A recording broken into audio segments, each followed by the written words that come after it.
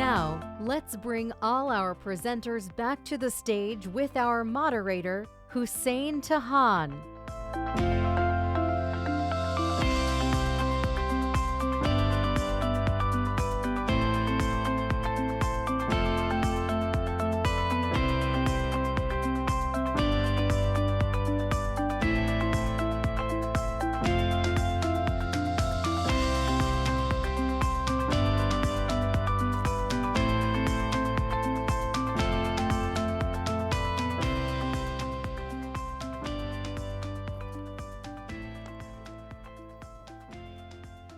Good afternoon, everyone.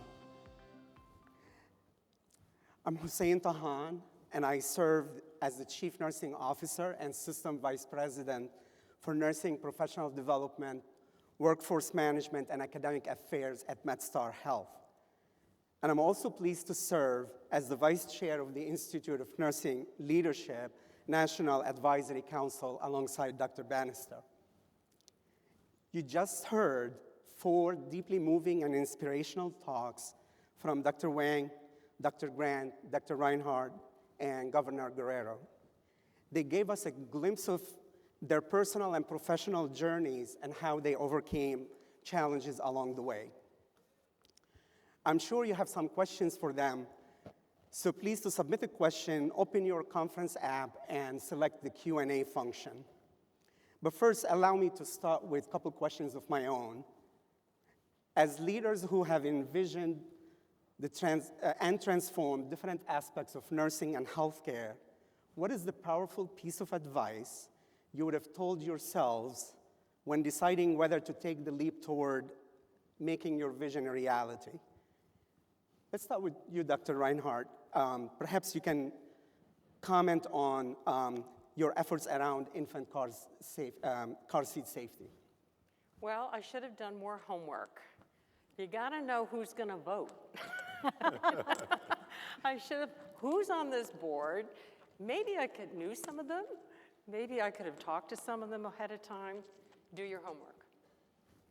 Excellent. Dr. Grant, maybe you can give a couple comments as well. Yeah, absolutely. I think in my case, I would say don't take no for an answer. I thought that it would be easy to go to the legislature, show them some pictures of, kids and elderly who've been burned, and they'd, oh, sure, we've got to do this. But, you ran into a lot of opposition, but just do not take no for an answer. Believe in your dream, believe in yourself, and it'll get done. Great. It's so important to be prepared, and also never say no, even or give up. So that's really important for us as we embrace a vision and want to move forward with making it a reality, like not to give up. Questions started to come in, so I'm gonna ask one question and then another question, and then I'm gonna turn it over to questions from the audience. So this question, let me start with Governor Guerrero. We are less than a week away from a historic election, and many Americans are divided. How have you been able to find success in creating a shared vision when it seemed impossible, or when others around you have opposing views of what you would like to accomplish? Thank you very much. First, I'd like to say that in 5 days, you will all be making the most important decisions in your lives. And so I encourage all of you to be informed about the candidates and to vote for those that really support healthcare, human lives, and social services, things that make for quality of life. I also want to say that as a territory of the United States and Guam, we are U.S. citizens, but we cannot vote for president. So I am trusting that you would all do the right thing for us.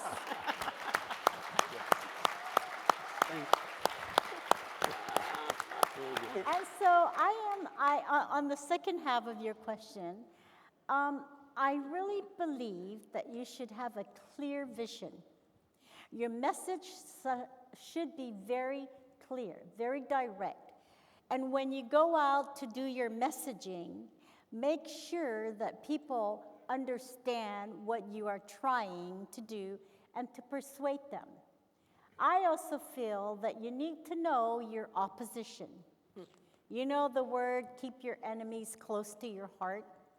I think you really need to do your research, know your opposition, know how they react and respond, so you can then hopefully persuade them.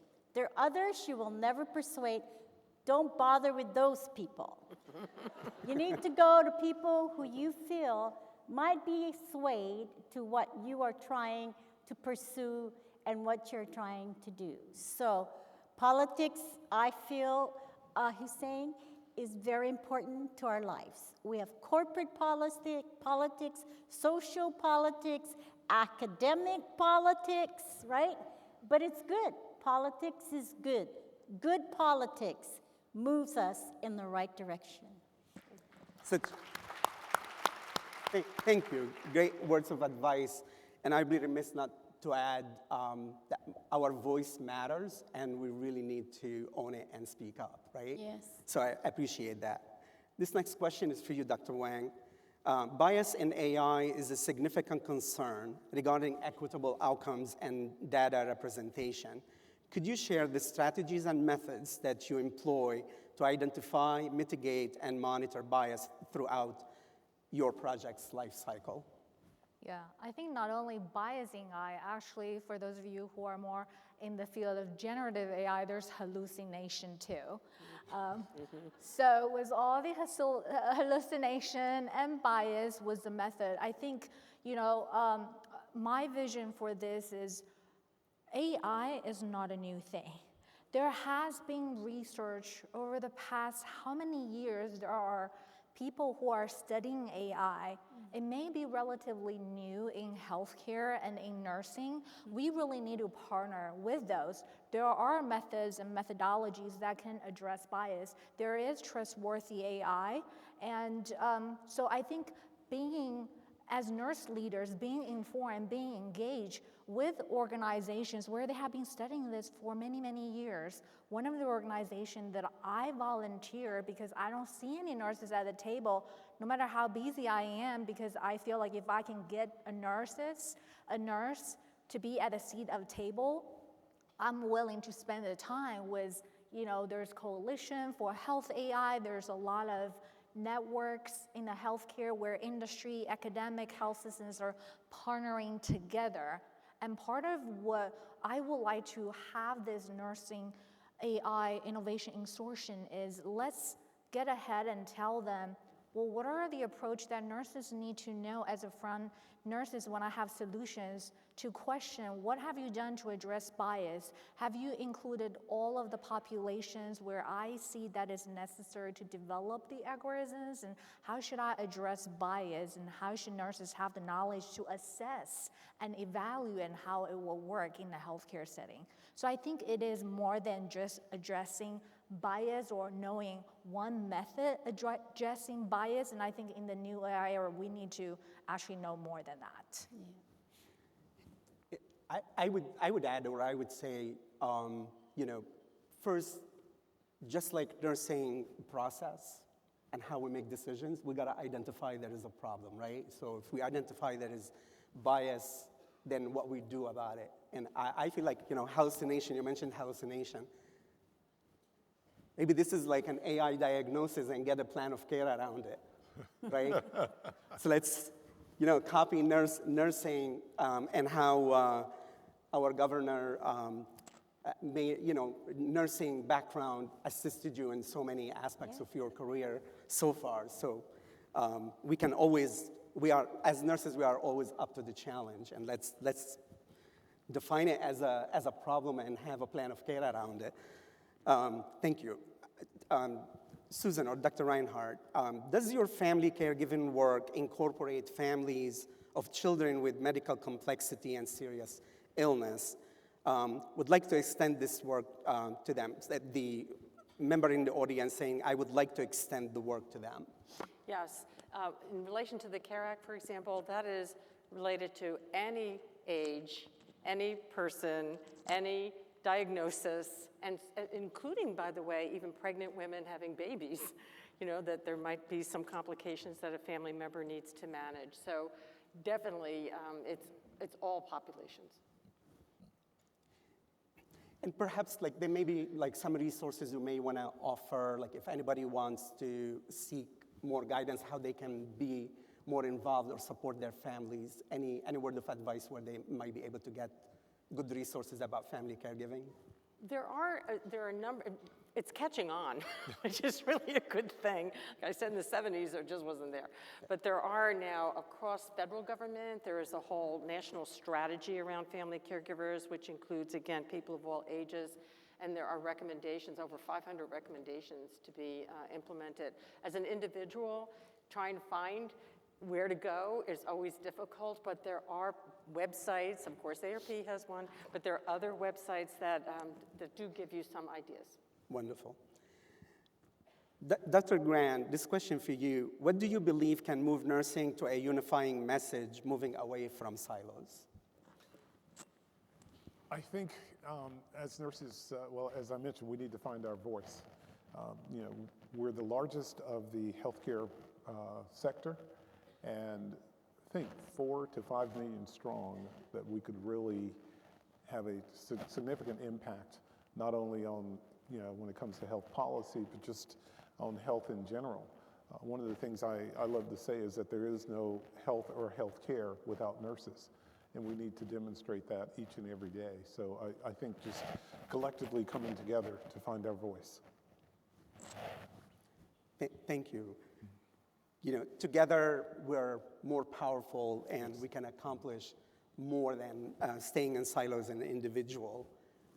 Reflecting back on what Dr. Reinhardt shared with us in terms of the journey and your model of change, if you will, society and team is definitely important. This question is for Governor Guerrero. What advice would you offer to a nurse thinking about pursuing elected office? I say do it.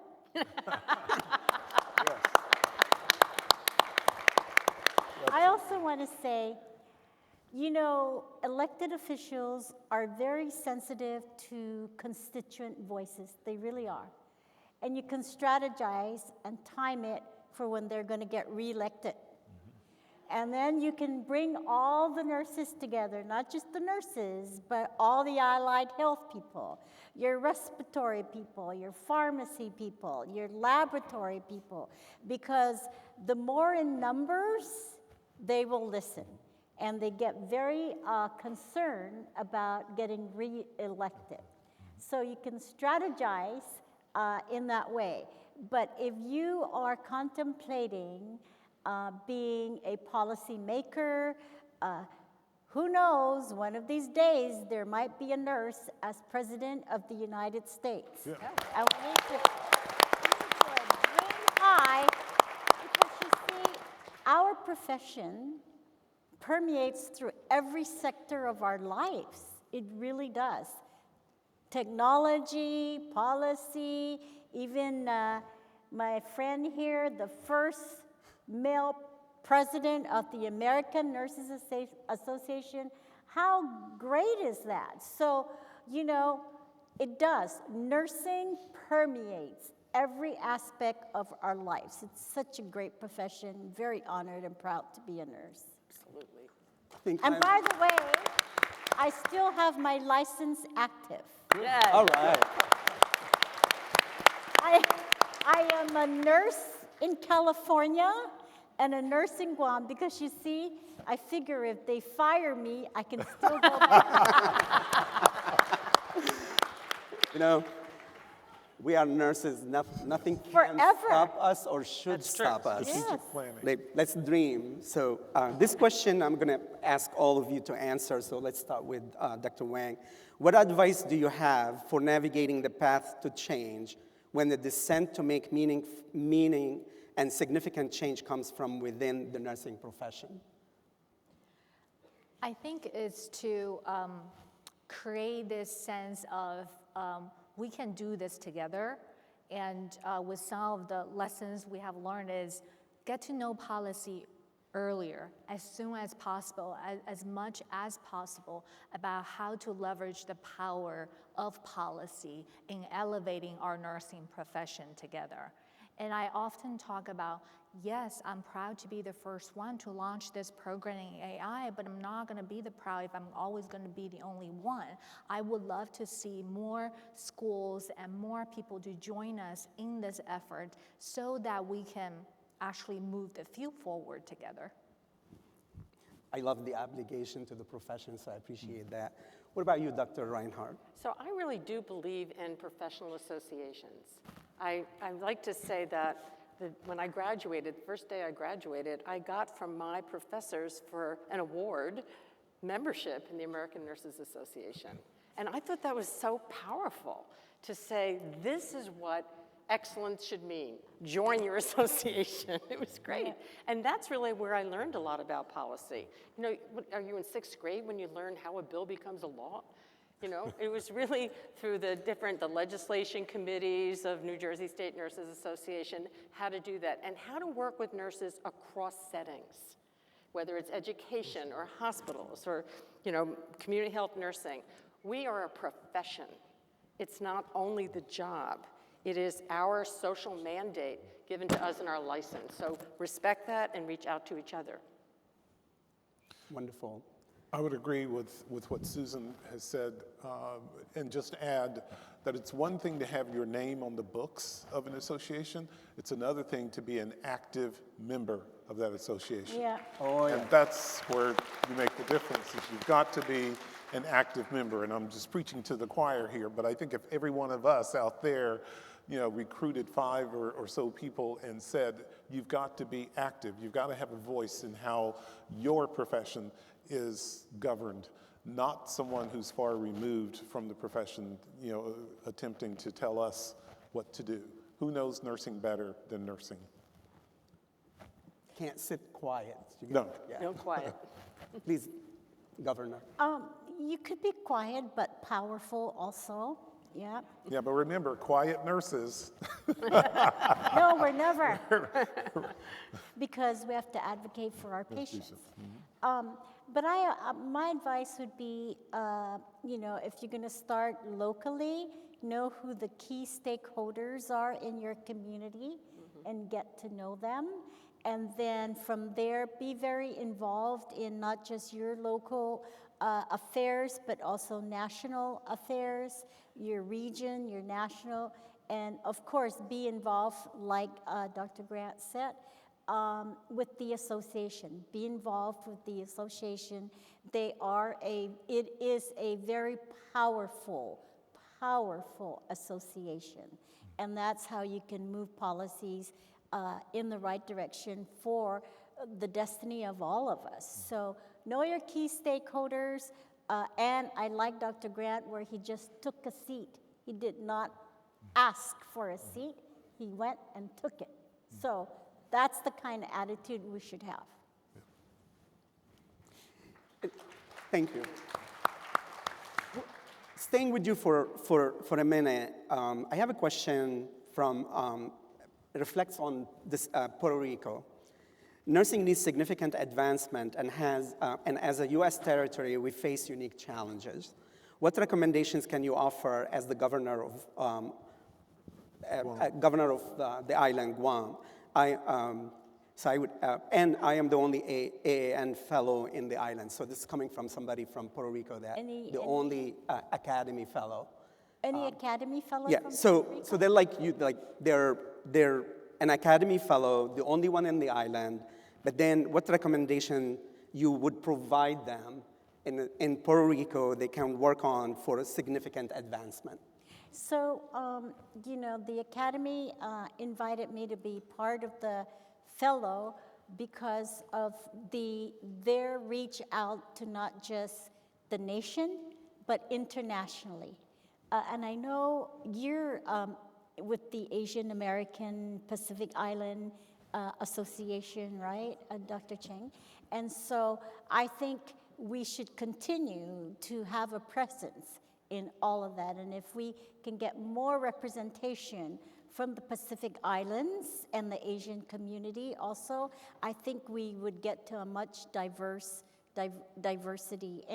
And it's good because then we can share ideas, information that may be unique to us, but might also be a suggestion to others. So it is important to continue on being part of that. Great. So in less than 2 minutes left, I would love for each of you to give us just a word of advice or something that's most helpful for the next generation of nurse leaders. How about Dr. Wang? I'm looking at many of you here who have really paved the way to support me and make me feel like I have never worried about losing my job, so I can be courageous and I do not worry about failing. So I would say to build your coalition of support here at the Academy, the professional organizations, it's that you need the support, because being a leader, being the first one to do many things is really hard. And this journey, you seek professional help as you need it, but have all of the help that you need, and let us, all of us as nurses, to be each other's support and be encouraging and be supportive. I don't know what I did right to deserve all of you, but I just think that is so important as each of us is leading and charting this new path of the future of nursing. So thank you. Few seconds. Yeah, anybody would like to add? I apologize, I'm not going to be able to have everybody chime in. I would just say mentor. Reach out and mentor others as well. So give as well as receive. I would just say know your history. I say do not be afraid. Take the risk and have fun along the way. Yeah. And I would say the way we started, let's dream big, right? So thank you so much for spending time with us today, and please join me in applauding our panelists. Thank you.